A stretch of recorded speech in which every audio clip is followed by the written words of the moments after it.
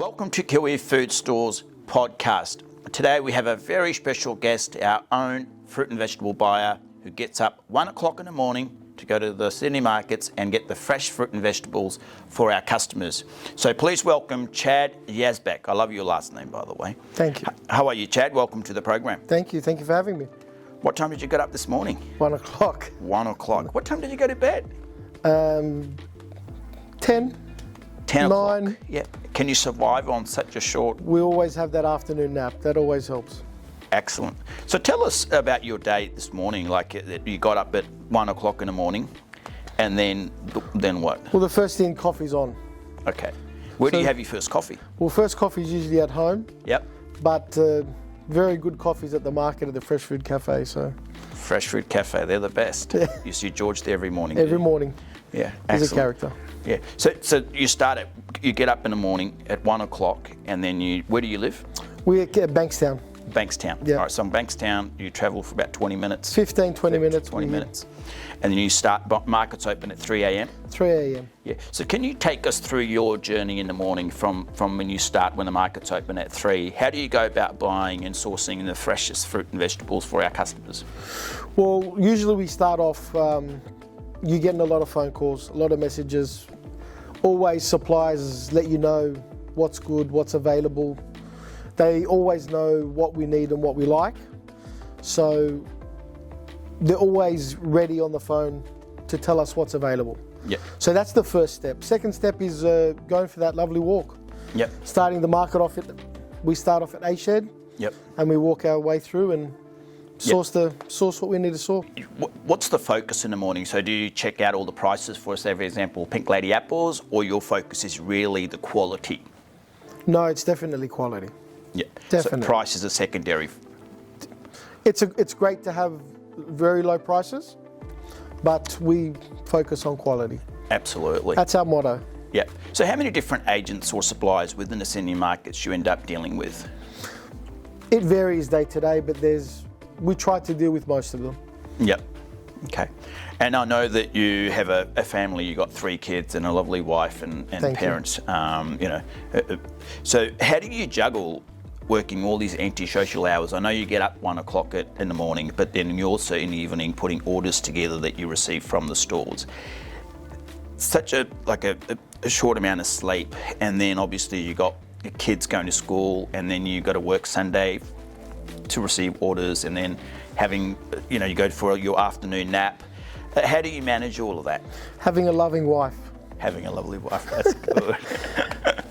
No complaints from a wife, right? Well, there's always complaints, but my negotiation skills are very good. Okay. Do you want to share your negotiations? No, that's a secret. That's good. That's good.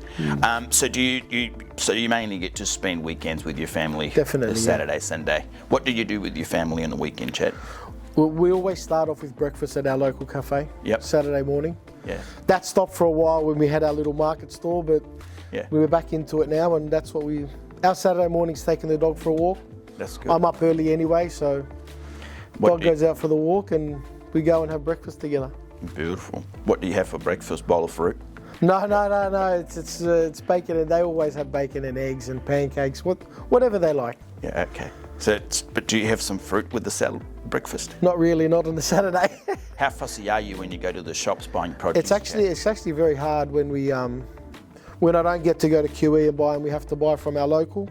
It's actually quite hard because you know what's out there, you know what's really, really good, so yeah, it becomes difficult. Yeah. What's your favourite fruit, Chad?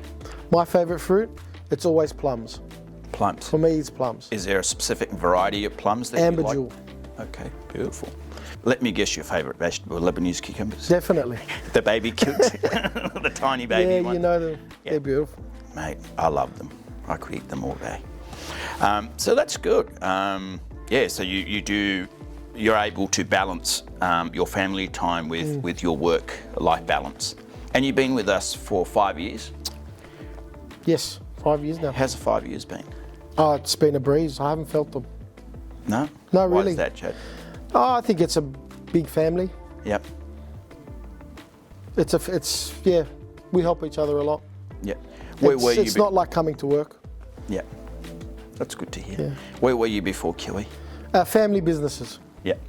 supermarkets, fruit markets, Yep. florists. Because I know that you kind of grew up in Sydney markets with your dad coming here, Yep. and then your dad had flower shops and fruit shops Yep. in Balmain and basically around eastern suburbs. Yeah. Yeah, from a young age you've been in this game. Know very well. That's good. That's good. What does your dad do now? Retired. Retired? Yeah. He's not planning another fruit shop? No. That's He's good. That's good. That's good. And what do you like about QE the most? I think our morals, Yep. that family morals, respect, our values, I hold very highly. We don't hold grudge. We don't hold grudges. No. We do fight, but we don't hold No, grudge. we don't hold grudges. That's We make up, cuddle the next day, we're all good. Yeah. I think we cuddle straight after. Most of the time. Yeah, that's right. Yeah. That's good. And is there any, what else can you share about your experience in QE? Well, QE for me has been a big learning, because once you have your own businesses, you're always doing it your way, Yep. and your way is not always the best way. With your advice and with QE, you've held your values and QE motto to its highest, and it's on the forefront of our thinking every day. Yeah. What would be your message to somebody joining QE just now? Enjoy the ride, Yep. because it's ever changing. We're fast paced. We're always moving with the time, moving with our customers, changing. Every day's a new day. Yeah. Everything is evolving. Always evolving, and always, maybe not for the better, but we learn. We change, we learn, we grow, we go back to go forward. Doesn't matter, but we're always moving.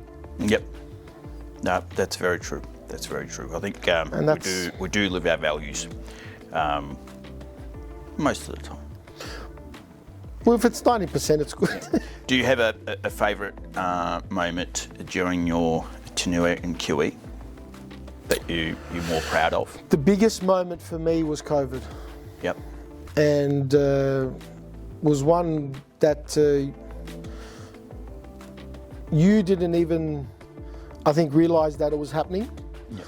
But with the biggest moment was COVID, how you didn't care about the cost of things. You just wanted to make sure everyone had food on the table, something to eat. And I think it was elderly and pensioners and stuff like that. I think that give back really planted the seed for me that this company cares. Yep. Not just about the end goal is money. They really do care about their customer, and they do care about the future of the company. So that was a big moment for me. Well, that's one of my, if I was ever asked what my, the greatest moment as a leader, that would be it. Because we can all So it's the same. Yeah. Gee. So we can look back, and now we can look in the mirror and look back and say we did the right thing, because you can often talk about it and not being able to deliver in the moment. So, and we're able to do that, so that's what makes me most proud, actually. That's the proudest moment. So I think it is the proudest moment for most of our team members here at QE. I think it was because we were spending money and not making. We were spending it and giving back, spending and giving back. So for me, it was an eye opener that, hey, this guy actually does want to help people. It's not just. Yep. It's not about the end goal. It's about helping people. So, Chad, how do you go about promoting the QE values and morals that you love so much about with the suppliers in your daily interactions with staff and suppliers in the market? Well, markets is a different world. Yep. Holding QE values in Sydney markets is a triumph in itself, because it's a little village within a bigger village. So holding values, it's values that I hold on with my family. Yep. So they're not any values that are different to my normal life. Yep. What I teach my children. So it comes very easily to me. Yep. Look, I always say that they're not unique to QE.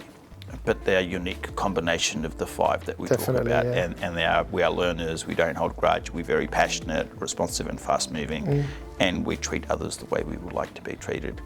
And so do you, like, our mission obviously to make quality food shopping easy, and yours is to make fruit and vegetable shopping easy for our customers. That's right. Can you just dive a little bit deeper into that for our customers that are listening to this podcast? Yeah, definitely. So my main goal when I walk through the markets is, how can I benefit customers today? What can we do? What can I do to make their life easier, to make their shopping experience easier? Yep. And it really defines it, makes it easy for me to shop. It makes it easy for me to buy in the markets, because it's a very clear goal.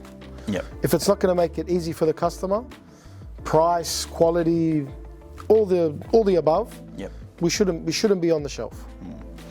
What are the key challenges in performing your role as far as industry, like sourcing the best quality, the price, the seasonality changes? What's the most challenging period or things that you have to go through as a buyer? Well, challenging periods are the changeover of season. Yep. When a product is finishing or just starting, you don't want to buy something too early, or you don't want to keep something on the shelf for too long. Yep.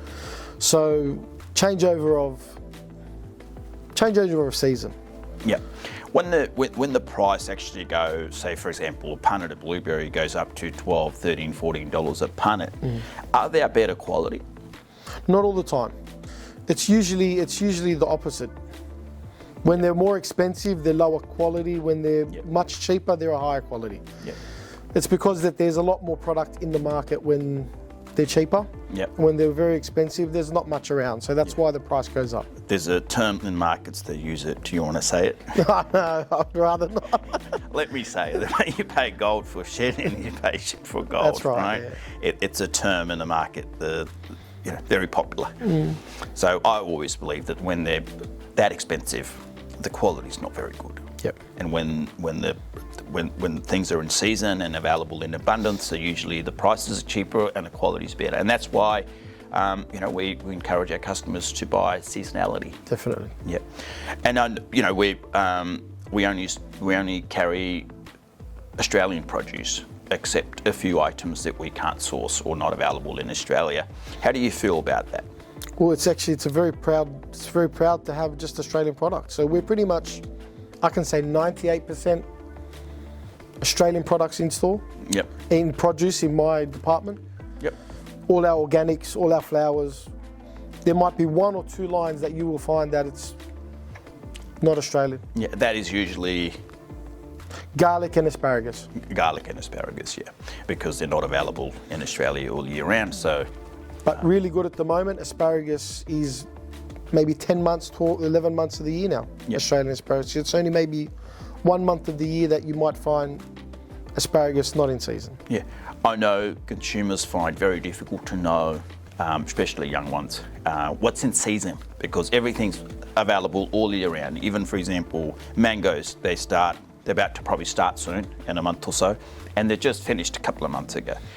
Going back 10 years ago, mangoes would start, around August, late August, and then they're finished by January. As a buyer, how do you feel? Do you know what's in season because everything's available all year round? Well, it's our job to know what's in season. Yeah. But what's really, really good now is that different areas of Australia are growing things at different times. So Queensland grows at a different time to New South Wales. New South Wales different to WA, different to Tasmania. So what's really, really good is we get to experience the same fruit from different states. Yeah. So, for example, strawberries, are they always in season? I know they can't be stored. Not always in season, but from different states come different times of the year. Yeah. Different climates, different... But so that means they're always in season in Australia? There is a couple of months that they don't really grow, but now a lot of the strawberries are undercover, are in glass houses. Yep. So you will find strawberries most of the year. Yeah. What's your personal view on imported produce, such as we will start to see nectarines and peaches and plums and cherries from the US? It may be good for some industries, it may be good for some stores, but I think at QE, if we can... I think we go about it the right way. Yep. Keep it Australian, keep it seasonal, Yep. and I think it's much better.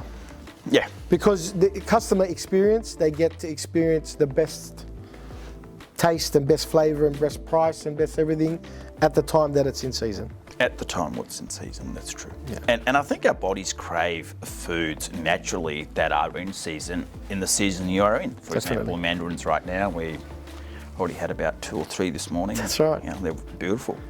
So mandarins, how long have we got left in Imperial mandarins? Imperial mandarins are pretty much done for the season. Yep.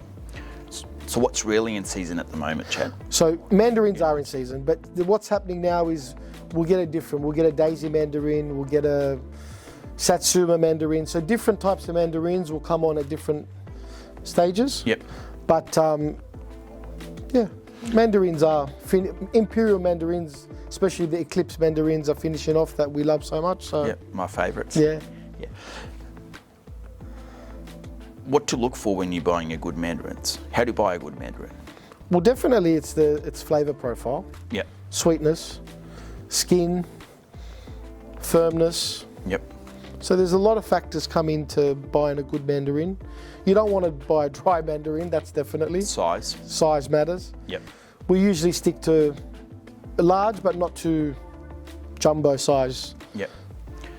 And do you want to talk a little bit about our initiative that we, send boxes of apples to most of our local primary schools? Yeah, once a week or weekly we buy up a pallet of lovely apples, usually pink lady apples. Kids usually prefer the pink lady apples.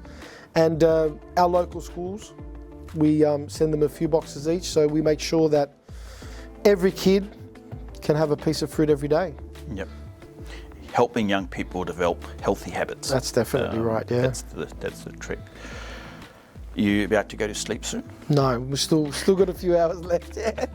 Well, thank you for taking the time No, thank you for having me. to joining this program. I think our customers and staff would love to hear about how you go about your day and how do you juggle 3 kids and working antisocial hours, and yeah. So thank you, Chad, and keep making quality fruit and vegetable shopping easier for our customers, and keep getting up 1 a.m. in the morning and do this wonderful work, because let's be honest, I love sleeping in nowadays. All right, well, thank you. Thank you.